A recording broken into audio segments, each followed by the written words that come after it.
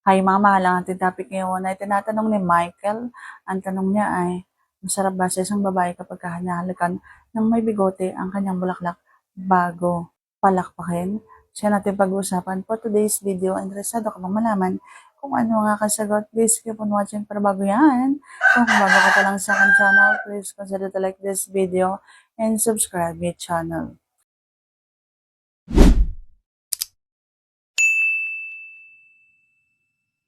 Ang mga babae ay iba-iba.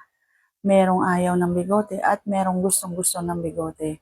Kung halimbawa ang isang babae ay alam mong mahilig, gustong-gusto niya yung bigote mo, so masarap yan para sa kanya.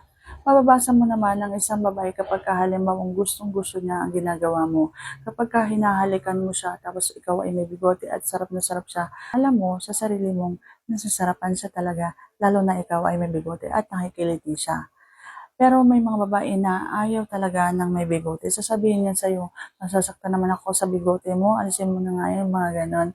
Yung nga, nagpaparinig sila dahil alam nila na gustong-gusto mo talaga na may bigote ka, yung mga gwapong-gwapo ka sa sarili. Kapag halimbawang ikaw ay may bigote, hindi ko lang alam sa mga lalaki ha, na gustong-gusto ng may bigote. Pero ako talaga sa sarili ko, alam ko sa sarili kong ayaw ko ng may bigote.